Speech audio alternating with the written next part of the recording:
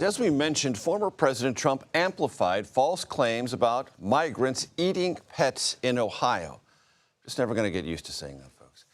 That conspiracy theory has been going viral among some conservatives on some social media platforms. To give us the origin story of this, Jake Rosen joins us now. Jake, the origin story, please. Right, Major, and thank you for having me.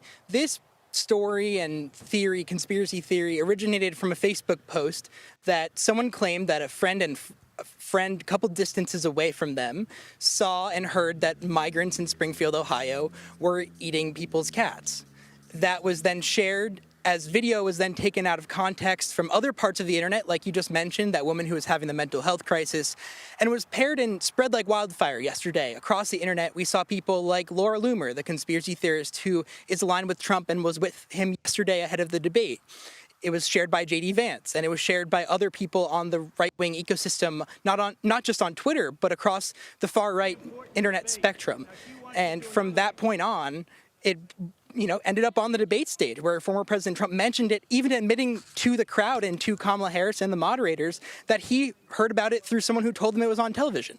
So, as you and I have covered, as these lies across, whether it's the election interference cases of 2020 that are unproven and not true or something like this, when the scene is set and the kindling has kind of been scattered, like Donald Trump talking about migrants, bringing in crime across the country, bringing in disease, ruining the social fabric of our country, like he said last night. When that stage is set, it's very easy for something like what we saw yesterday on the debate stage to happen, to not just Donald Trump, but to be spread again to the millions of people who were watching that debate.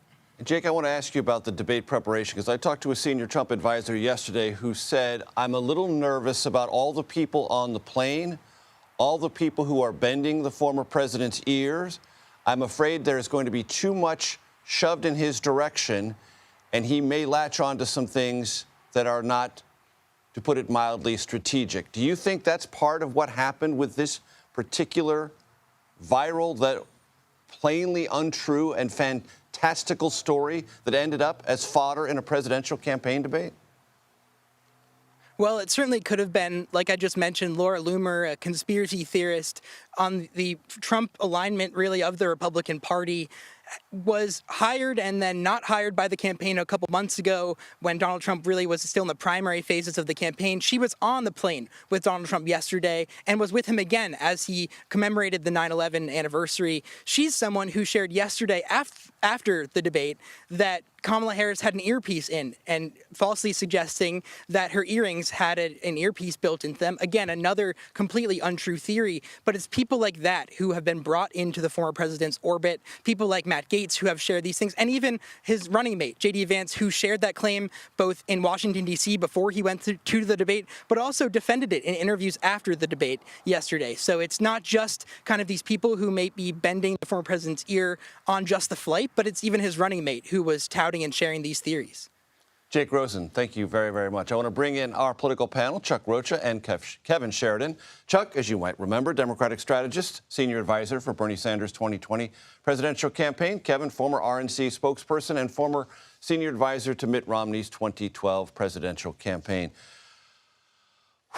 Wow, the whole pets thing, okay, the dogs, the cats. Actually, as I understand it, in the Trump campaign tried to mount some fantastical defense last night linked to a Federalist story that actually talked about someone watching someone in Springfield, Ohio. Oh, no, maybe it was Columbus, Ohio. They can't be quite sure, carrying a geese down the street. And that has somehow part of this origin story. Kevin, where are we with this nonsense?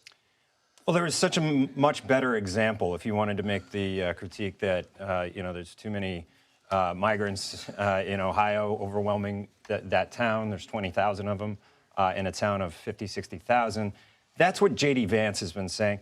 Donald Trump did not need to latch on to this last night. And we just had a conversation with the governor of Ohio about that. Yeah. It's a real issue. I'm not denying it's a real issue. I'm saying it's a real issue that needs substantive evaluation. A real student was killed on a school bus, hit by a migrant who was driving illegally.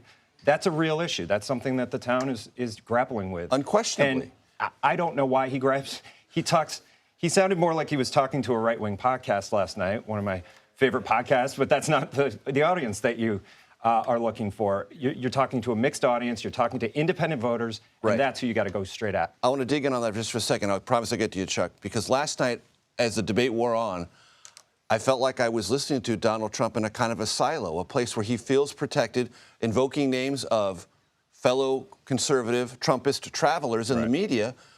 But that's not the audience. They're already the converted. They're already with you. Yeah, he used Laura Ingraham to fact check something. Look, whatever you think about of Laura world leader Viktor Orban. Okay, he's already on the bus. I think he was flustered. I think he was getting pummeled by 3 people, and he did not have his best instincts last night. Did not have probably his worst debate I've ever seen him do. But if he gets a second chance, if they actually commit to another one, they're going to have to look long and hard at who moderates. Maybe you can do it. Who knows? Chuck Rocha. I'm just thinking about poor old Jake out there in Ohio getting a call last night being like, hey, Jake, can you run over to Ohio to see if the immigrants over there are eating dogs and cats? Poor Jake. Anyway, he did a great job on reporting.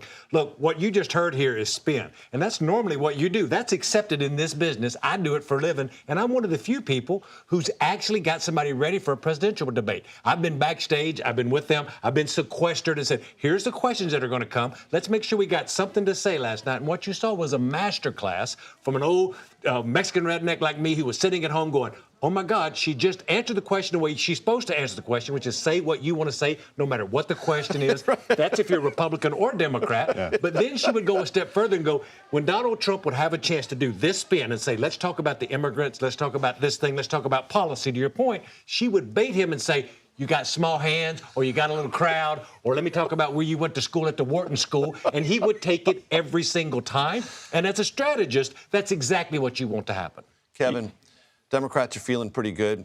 You felt very good after a 2012 debate. You felt really good after the first one. I'm gathering. Oh, yeah. It can be ephemeral, right? Mm-hmm. Not the second one. Right. What is the dynamic when a good debate, and how do you marshal it to make it meaningful in terms of politics and votes? Well, in this day and age, everything gets clipped, everything gets memed. They will turn the best moments of both sides into ads now.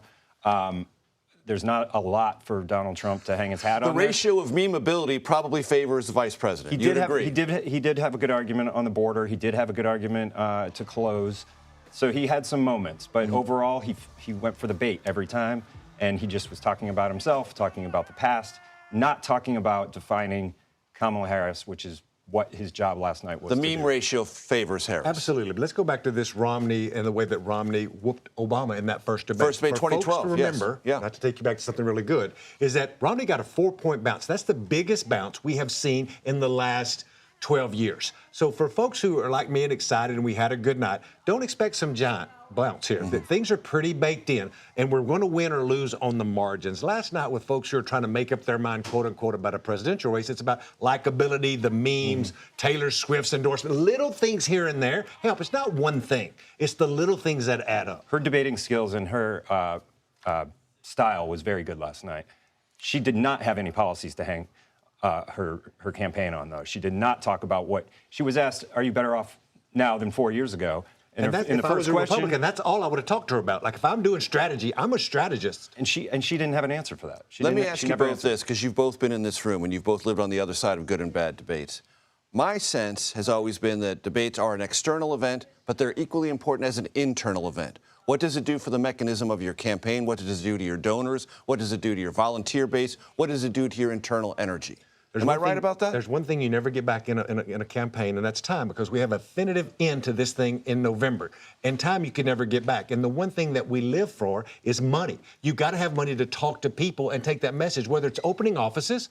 I heard Ed O'Keefe earlier talking about how she was raised in California politics and is good on TV. Well, you know who else is good on TV? Donald Trump understands TV as well. So this is getting more money to run more TV commercials. That's why no matter what happens last night, it's about momentum and the amount of money you can raise off of something that you did. Internally, things feel a bit more glum in the Trump world today than they'd felt 48 hours ago. I would think so. If anything, it may energize Republican voters because of what they saw, though.